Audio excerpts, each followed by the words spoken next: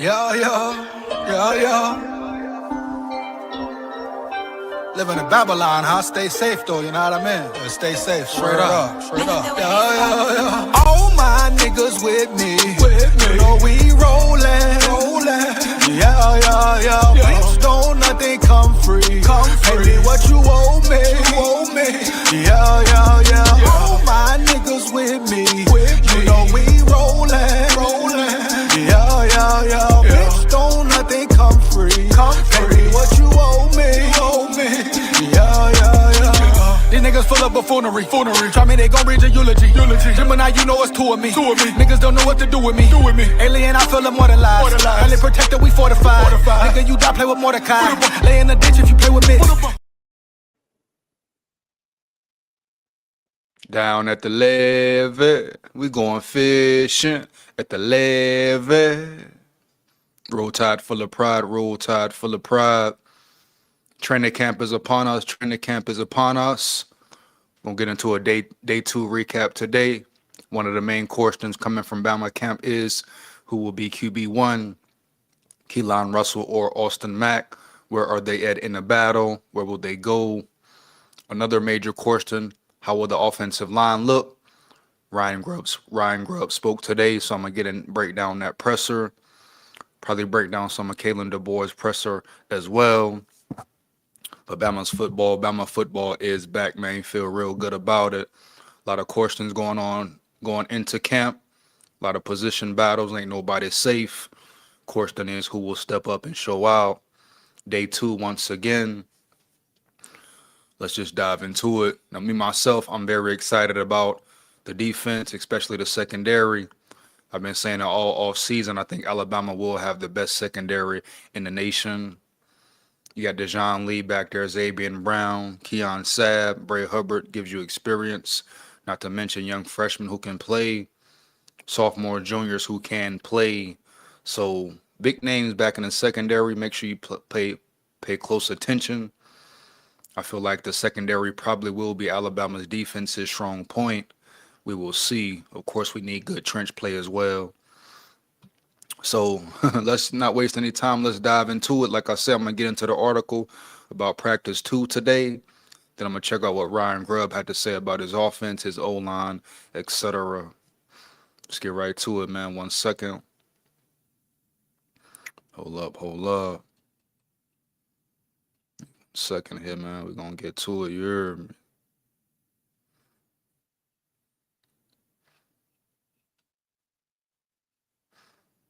Alabama football is here. Let's get to it. In 1 second. All right, here we go. So practice report, observations from day 2 of fall camp. Tuscaloosa, Alabama. Alabama returned to the practice field on Thursday for a second session of fall camp.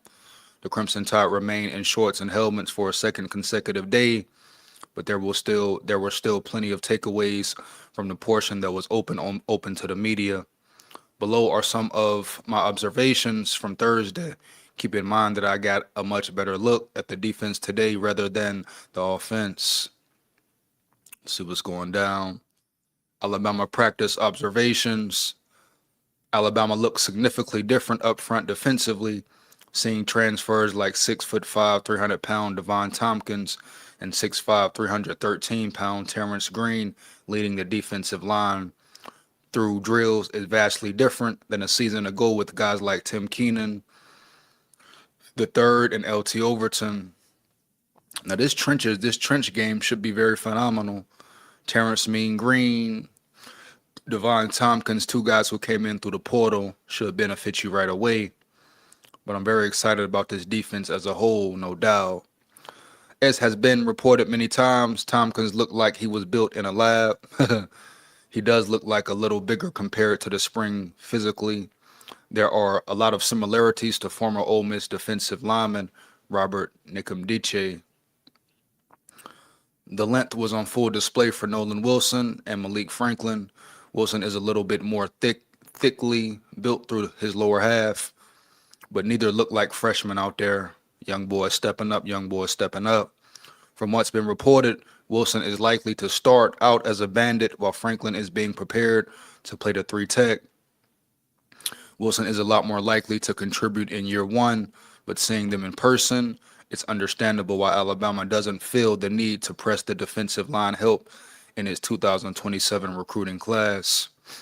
They're both impressive, plus you've got Corey Howard and Maury Johnson. So once again, young players coming in ready to play. Very exciting for Bama. Let's get back to it. Caleb Woodson moves extremely well for 6'3", 240-pound linebacker. You can tell he's got a background as a safety. I still like to see him play a little more under control at times when getting downhill, but his height, weight, speed combination should allow him to still be effective in zone and man coverage, especially against some of the hybrid tight ends in today's game. The entire linebacker room looks bigger. QB Reese doesn't possess great length, but he can move, and he's got thicker, more college-ready build. Now, as you know, a lot of Bama players put weight on this year, which is a good thing. Some put on weight, some lost weight. This time, let's get to it. Let's see here, what we at? Listen, Matthews isn't going to be as tall or long as some of the other edge players, but he's clearly got a compact, powerful build with some impressive hip explosiveness. It's difficult to say if he's playing Wolf or if we see him at Bandit, because a lot of those guys are practicing together during the observation periods, but I've been vocal about him a better fit to the field side at Bandit, and seeing him today, I wouldn't be shocked if he was ready to help immediately. Alabama needs more help at Bandit. Maybe that ends up being Wilson, but right now, my money might be on Matthews. That's real intrigue there. Here we go. Let's go down. Zulu looks great physically, but there's still some rawness into his game. The tools are there, but he's still learning as he adjusts to life in Tuscaloosa. If he wants to have a regular spot in the rotation, he's got to prove that he can be more than just a pass rusher. So that's Desmond Zulu, came over out of South Carolina. I've often compared him to Keon Keeley, where they look the part physically, but limitations exist to the point where I'm only confident right now in their ability as an edge rusher in obvious passing situations. We heard good things about him in the spring, though, so hopefully he's developing into more of a complete bandit for the Tide. You know, can you be versatile? We gonna see. Justin Hill, very, very excited about Justin Hill. Is a load on the edge. He was listed at 245 pounds on the official roster update, but Andrew Bone with Alabama has recently reported that he is now at or closer to 250 pounds. And seeing him in person, that's believable. Really impressive build combined with natural, fluid movement. Will he develop as a pass rusher in year two, or does he stay more of the tone setter against the run? Either way, he's expected to be a big part of Alabama's defense in 2026. Definitely expect big things from Justin Hill, sophomore. Time to step up. Let's see here. Hu Yang in the building. You rang Hu Yang. You rang Hu Yang. No Eddie tonight, Hu Yang. You hear me? Say, EJ, ain't you watching the Hall of Fame game? I don't really care about that game too much. Holder. Did the starters play? Here we go, man. Let's get it. Hold up. Not too concerned about the Hall of Fame game. Got to knock these lives out, brother. What we got here? Xavier Griffin worked with the off-ball linebackers during the open portion of practice. That was a surprising development considering some of the off-season chatter. But I still think this staff is going to do everything in its power to have him ready to help the pass rush in a situational role. You know, Xavier Griffin, young freshman, sky's the limit for him. Matter of fact, there's no limit. He is noticeably bigger, but understand that there will be limitations early as he continues to add more mass and strength. Just watching him out there, he's got serious juice. Don't get to see any edge reps, though. Expect him to play this fall even if it's limited snaps. See here what we got here. The cornerback room has officially reached an insane point. Really, the entire secondary is impressive. Big facts, no cap. But seeing all the corners out there feels more like watching a forest full of trees go through DB drills. Dejon Lee and Carmelo O'Neal are obviously the two who stand out the most. Lee actually looks a little leaner than he did a year ago, and he seems to be moving even better than I remember. That's a scary thought for opposing offensive coordinators. Oh yeah, Dejon Lee should have a breakout season. Danny Lewis seemed to be moving well, going through individual drills. Kalen DeBoer brought him during Wednesday's press conference and mentioned that the veteran tight end was still working his way back after multiple years of injuries. It was good to see him out there today. If Alabama uses more multi-tight end sets this fall, especially if there are some 13 personnel sprinkled in, I can see Lewis having a role. What that role looks like remains to be seen. No one, and I mean no one, in Alabama's running back room moves like E.J. Crowell. The five-star freshman glides despite having Najee Harris type size and build. Will the in-state product be ready to handle the mental side of things this fall? That remains to be seen, but he's physically ready, period. Jaw-dropping in this type of setting, shorts and helmets, he's the real deal.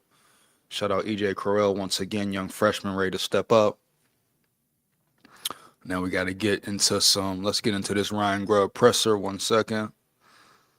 Knock through this, man. Make sure you catch me on the Vikings Live next. We're going in. Let's get to it here, man.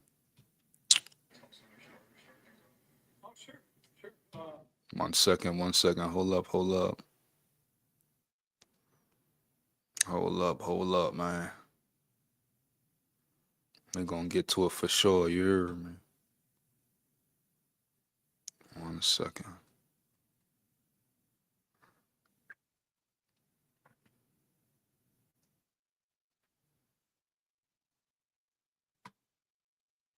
Tell us another starter, start things off. Oh, sure.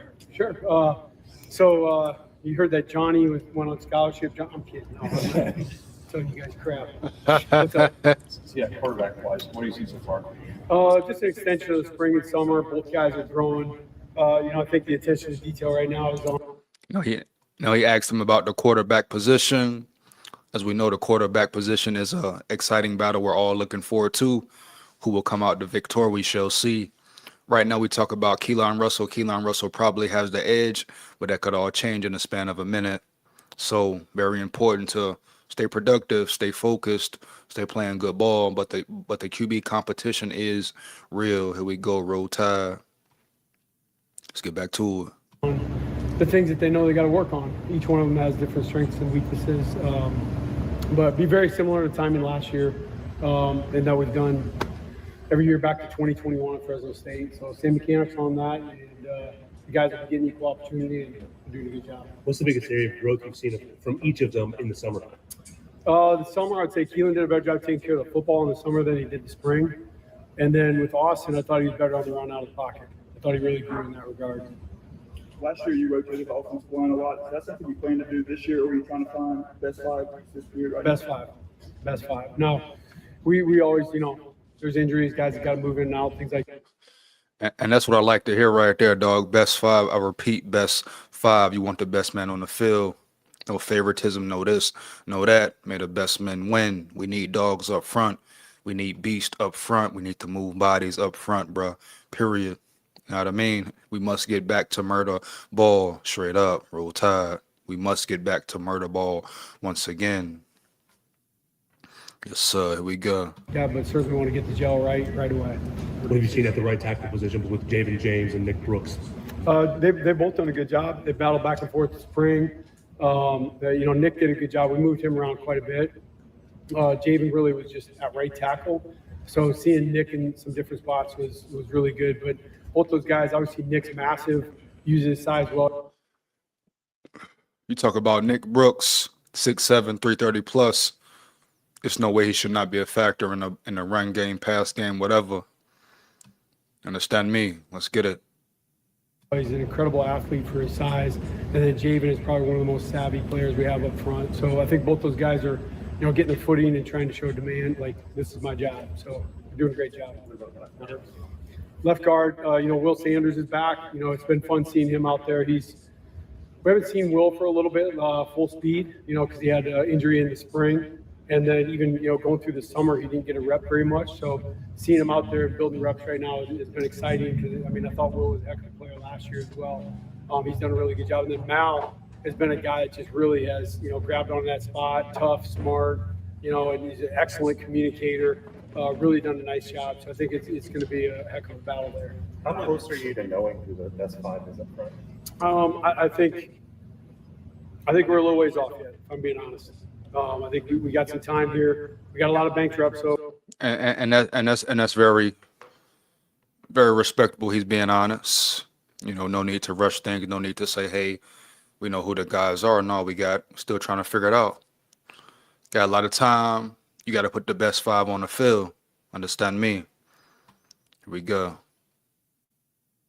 We've seen all these guys, with the exception of Will. Most of these guys have been out there quite a bit, so I don't think obviously is going to take all of camp, but you'd love that to sync up with your quarterback decision so that you can get some unity going into game week. How much more valuable is experience here in this program versus transfer experience from another college? What do you mean? The guys that have played here, you're saying? Right. Oh, I think anybody that has experience year 1 to year 2 at Alabama, myself included, is you're just going to be a step ahead. You come here, the expectation, what it feels like. And honestly, you get a little more excited, in my opinion. So I think those are the guys that are leading all the people and helping them understand how special this place is. Last year, we heard a lot about execution and communication in the running game. What have you looked at from a coaching standpoint, from schematics and sequencing that can improve the running game? Simplify and do your best stuff. Don't get inch deep and mile wide. Do what you're good at and be great at it. And Coach Clem has done an excellent job with, helping build that. And between him and Rich Owens, been super excited to work with those two guys and resurrecting the run game. And we will. What's the criteria for winning the third wide receiver spot? What's the criteria for winning the It's a good question. I think that, you're still looking at the guy that's going to make the most plays, but part of that is understanding there's more than just catching the football. And the good part for us is I think we got 5 to 6 guys, especially when Noah gets back, that we can move around a lot of different spots. That's always been one of the things that I think makes this receiving corps special, and we've used in other places, that guys line up all over the place. Ryan, on the outside, Ryan in the slot, just moving these guys around. So I think one of the pieces is obviously having good command of the offense. Those are the guys that are easy to plug in almost anywhere. Ryan, what have you seen from an Adrian kind of led practice? Like, what kind of demeanor does he get? Yeah, I think the biggest thing about Clem is, that when you're looking at a position coach, you're like, does this guy got command, and is he a master teacher? And when I hear Clem at practice, it's always coaching points. Even if he's upset, not upset, doesn't really matter. There's a coaching point. There's a process going on. That's what has always impressed me. There's an immediate answer, there's a solution, and the guys know what that is. They can move on quickly. How can Josh Ford impact the blocking with the side end route? Awesome. And we talk about Josh Ford just being a physical presence out there, real dominant presence out there, etc. That's what you need as far as run game goes, physicality, someone who is willing and wants to block, wants to hit you in the mouth. No cap. Here we go. Ford's been great, man. His mindset, demeanor, how he works. I just think he's a big guy, right? You're talking about 6'5.5", 270 plus pounds, and he's just a force in there, the Y position. But the guy that we're excited as well is Danny Lewis. Getting that guy back, you got 2 real Ys that are, proven blockers, guys that can do it in this league. And then you got Caleb Edwards. I mean, you got 3 guys that are long-levered players that are going to be impact players at tight end. Given Lewis's injury history, what are the expectations for him? Just let him play. He's out there, he's cleared. Our medical staff, from Jeff to our doctors have been absolutely amazing. And then, Danny Lewis might be one of the best stories of camp. Just watching him and the resilience that kid has had to be able to come back out and compete at this level has been, it's really inspiring. I mean, for coaches too. What's been your impression of EJ now? EJ's young, super explosive, runs out over his toes, has good balance. He's thick with the ball. He runs physical. He runs bigger than he is. He's got speed in the long end. He's just got to learn the game. He's got to learn how to practice. EJ Correll, definitely a lot of talent. Like you said, it takes time. Learn the game, adapt to the college football game per se. But EJ Correll, once again, a lot of talent, a lot of raw talent, etc. Roll Tide. Full speed all the time. He's a great kid. You know, he wants to do it. He loves being here. He's an Alabama guy. But he's physical. He's tough. He's got great hands. Sky's the limit for him. But he's got to learn the game. He's got to know how to practice. And he's got a good shot. What do you think of the way the running back room stands right now? What comes to mind? Daniel Hill, you know, is a guy that I think people are going to be really impressed with the transformation that, you know, Daniel's had with his body. He's been really lean in the 230s, you know, low 230s, even in the high 220s. He runs different. He's got good agility. He's got great command of the offense. He's super intelligent, excellent pass blocker. I think it starts with him. AK's been making a ton of progress. Kevin Riley coming back from a broken jaw has put the weight on. He's explosive with the football in his hand. You know, we talked about EJ and then TB is Brown's made an impact as well. So I think we got a lot of weapons in that room. It's highly competitive. The guys know that every rep counts, and they've been prepping that way. If memory serves, you named Ty to start after the first scrimmage last year. Do you anticipate needing both scrimmages to make that decision this year? Yeah, I think we probably will. Just younger guys, making sure we got every ounce of data we need. But if it's the first scrimmage, it's the first scrimmage. If we feel good about that after that point, then we'll name that. Obviously, the longer your team can have their starter name, the better off you are. We don't worry about the other team and who they know it is or isn't. We just want to make sure we make the right decision. Is Monday the first day in pads, and how much anticipation is it? No, tomorrow is. Oh, tomorrow. Tomorrow, yep. So tomorrow we got pads gonna be hit you in the mouth, break you down, hit you in the mouth, break you down. Once again, you hear me? Let's get it. The pads come on, totally different game. Roll Tide. What kind of a truth teller is it to get into pads? Oh yeah, it's always been it's a science versus fiction books, right? I mean, like we're out there whacking each other around. And I'm really proud of how our guys, like, no pads, we practice physical. And we've done a good job on both sides of the football, understanding how to play, you know, with physicality, with no pads on. So I think tomorrow they're gonna be popping. You know, I feel there's already been a different energy in this camp, even compared to last year with some veteran guys. I think, you know, you attribute that to a lot of open jobs and competitive young players. One more. You let us know about Jackson Lloyd pretty early in the spring. Yeah. Have you seen him kind of embrace that role of being a left tackle and just kind of improve himself physically this offseason too? Jackson's really stoic, you know, to the point where you wonder about, like, what's this guy's confidence level and things like that. And I think that's one of the things that I've seen with Jackson, even in camp so far, is just the confidence is starting to come with his ability. He's a super talented guy, big, physical, you know, crazy athletic. But I think the savvy he's already playing with at the age he's at already is impressive. His communication skills are still getting better, but yeah, he's done a really good job of that. All right, thank you. Thanks, everybody. No, sir. And shout out Ryan Grubb once again. The offense must be clicking on all cylinders. It all starts with the running game first. Let's get it. Let's get it. I believe Kalen DeBoer spoke as well. Let's see where we at here. 1 second.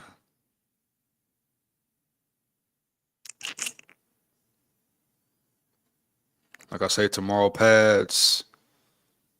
Excited for that. Check out some video here.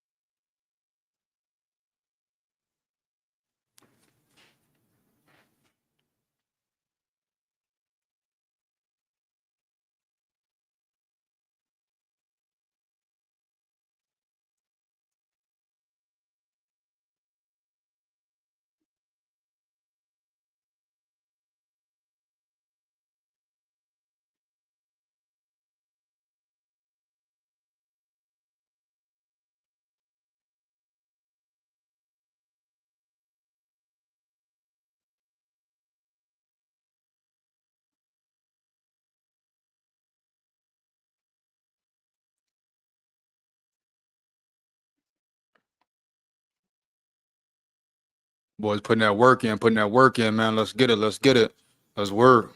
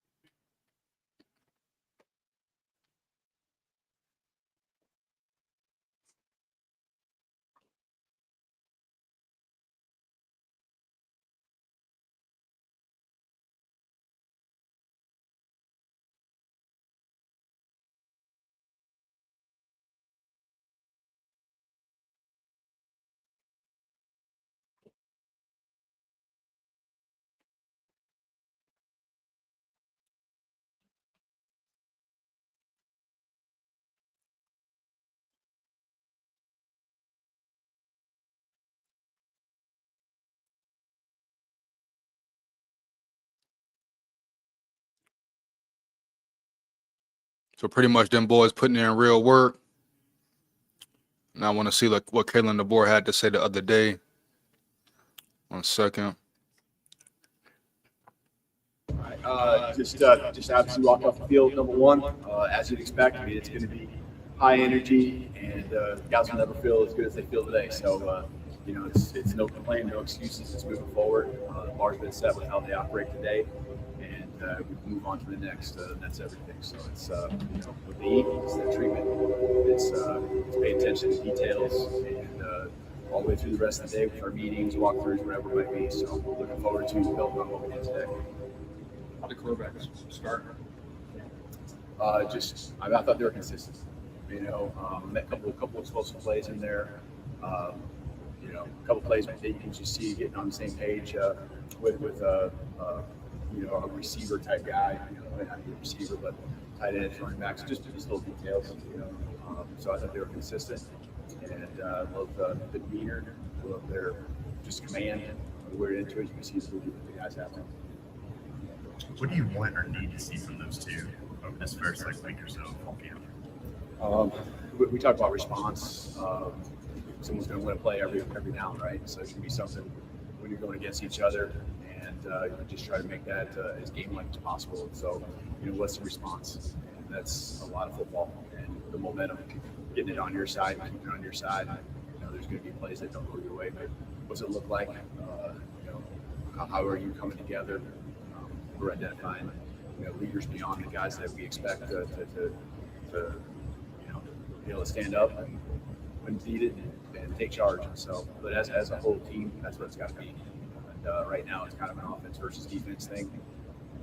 You know, so you're trying to at the same time build belief and confidence in each other while you're really trying to ask the one side of the ball to just kick the other side's ass, you know, all day. So. Is there anybody who's starting camp on the sidelines, either for injury or discipline reasons? No, nothing for discipline. Just guys that are working into a couple of reps.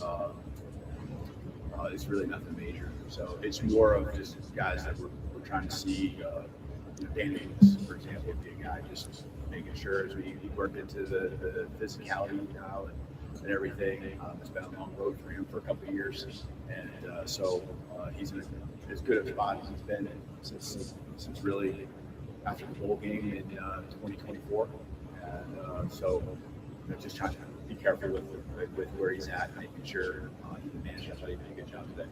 So there's a couple of guys just like that. Taylor, this team isn't picked to finish as high as maybe what this program is used to. Do you think the guys pay attention to that? And then over the past day or so, have you felt a sense of motivation to prove people wrong? Yeah, we are definitely aware. Yeah, I like that. You know, keep it simple. Definitely aware, man. Like I say, Kalen DeBoer at this point, he ain't got to do too much talking. As long as they know where they want to go, how far they want to go, etc., let them talk, let them sleep.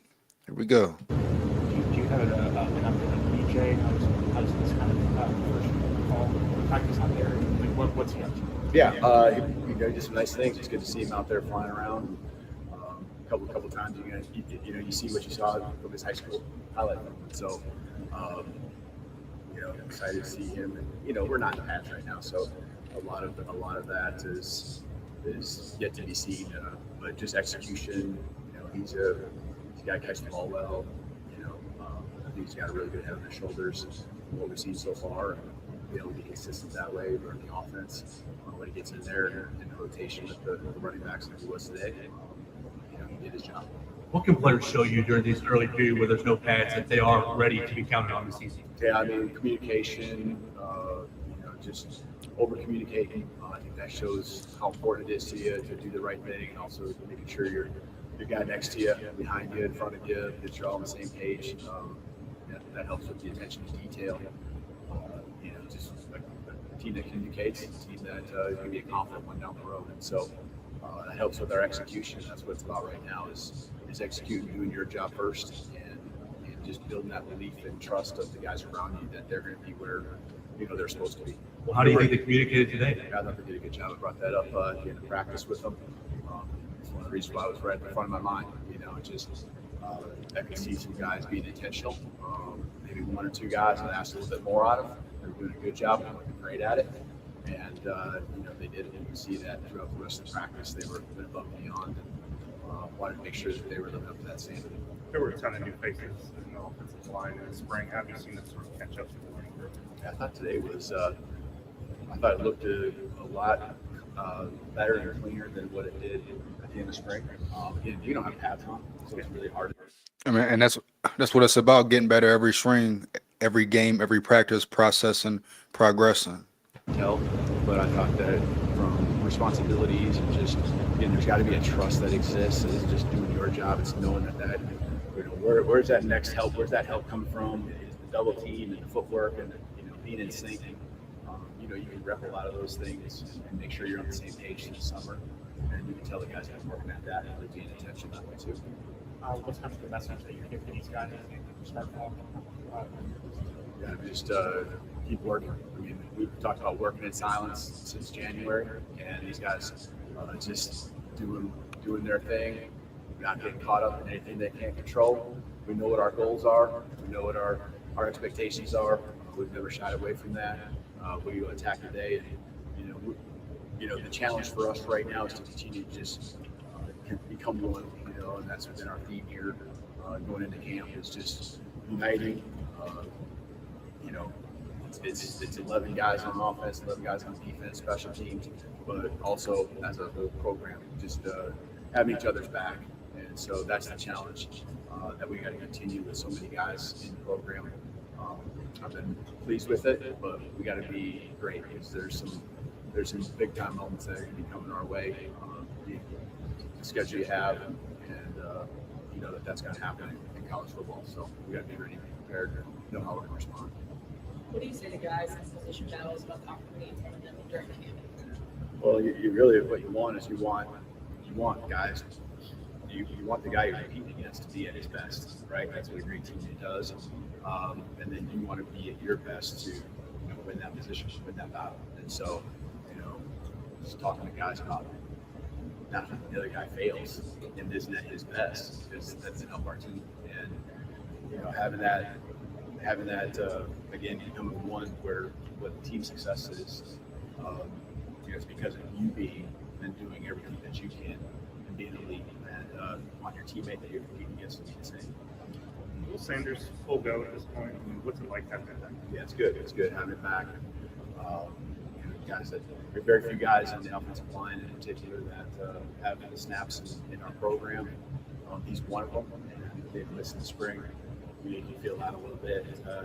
Just continuity. I'm not saying execution-wise, things like that, but just another guy that knows how things go, knows the operation, knows the offense. So it's good to have back. Who are some guys who saw kind of setting the tone energy-wise, leadership-wise in this first day of football camp? Yeah. Who are they? I would say, it's who you'd expect. I think we've talked a lot about, I think the guys that took to the media days, right? Bray, definitely. ZB does it. He's not as vocal, but man, he's got this presence about him in this way, and it's just a great 1-2 punch there. I think those guys on defense have really brought along. Others, Dijon, the experience in the secondary, it's kind of where it starts. That swagger, that's where it starts. And then the new guys, joining in with the returners in the front seven, you can see more of that building. guys that played a lot of snaps for us in the past, and then some of the transfers who we expect to be also key performers for us. That again, I think they've done a great job of meshing. Probably is one of the words I'd use, just meshing with the rest of the group offensively. Ryan, our quarterbacks, I think they've been great. And I think there's been a slow, build. I mean, I think, again, a lot of it's through the work, and that's what we've asked. But Jackson Lloyd, I think you'd expect him and Michael Carroll, in the room, offensive line wise, and I think we'll get there too, as he gets back and in full go. So, I think there's other guys that just stick to their taking care of business. See Caleb working, Marshall, I think Josh, has a presence when he's on the field. Still kind of, like I said, with the defensive line transfers, fitting into his role, and does it with his play, maybe less or more so than with his talk. Running back's not probably the same way. Daniel Hills had a great offseason, I think. And some of those guys right there just going about their business, going about their work, being leaders, and doesn't always have to be there to be vocal. We're going to ask that on them, but there's a progression to it. Them taking care of their job and then bringing others with them. Can you compare Jaden James and Nick Brooks, what you saw of them over the summer, and maybe what they need to do in the competition for the right tackle battle? Yeah, I think just being new is still just about being consistent. And I think they're really doing. I think they've come a long ways in that area. This spring, I would say you can see what the potential was, you can see what they're capable of. I think each of them came into June or the end of May when we returned.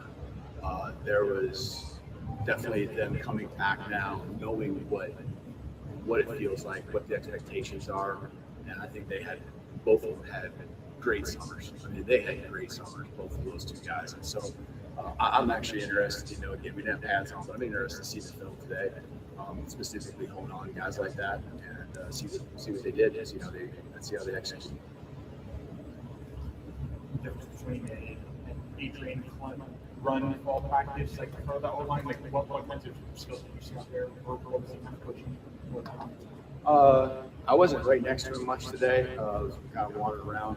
Different coaches stand in different spots on the field, and so you kind of know where guys are going to be, and some of it's where the coordinators are going to be at, and the signalers.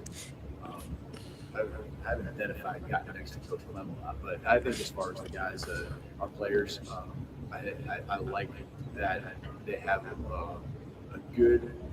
I think there's a confidence in that they're being coached well, that they're making a progression, that the work that they're doing on the side is paying off. I think they can feel that. The film gave a whole lot. And like Kalen DeBoer said earlier, it's all about unity, building that cohesion and that unity. This team got a lot of different faces, etc. So it's all about building that team chemistry and team unity. They'll be called out. I think that's what he does a great job of, but he also does it in a way where it's always teaching, it's always coaching, and he'll push them. What you'd expect an elite offensive line coach to do when it comes to demanding and getting after them, but he's also got this way of building camaraderie, which is obviously very good for offensive lines to be the offense. All right, so thank you. Shout out Kalen DeBoer, K-Dog. You understand me? Just ready, man. Just ready. That's what it's about. So pretty much a recap there. Tomorrow the pads come on. So different animal when the pads come on. You already know. Very excited about that. Make sure you rock and roll with me tomorrow. But yeah, Bama football is back. A lot of competitions across the board. The main one, you talk about the quarterback one job, of course, but many more. Linebacker position, O-line, who will step up, who will show out. A lot of questions, and they will be answered. You understand me? But set the standard, stick to the standard. Like K-Dog said, we ain't got to talk too much. I don't care what the media is saying, what Stephen A. Smith is saying, and people like them saying and all that. You really don't got to talk at all. Really, it's enough talk anyway. Now it's time to go prove it on the field, and that's it. Understand me? That's where we at with it now. I'm finna get up out of here, man. You know, catch me tomorrow again for another Bama Live when the pass come on. We finna rock out, man. That's what it is, you know. Roll Tide, full of pride, win, lose, or draw, but we come to win. Important season, everybody sleeping, everybody talking, disrespecting. Let them keep talking. Matter of fact, make sure you like, comment, and subscribe, and hit that bell as well. Takes less than 1 second. Why not? Support the grind, support the channel. You know what it is. Big SKOL here. Roll Tide, full of pride, win, lose, or draw, but we come to win. Down at the levee, we going fishing at the levee. Roll Tide, full of pride, man. Here we come.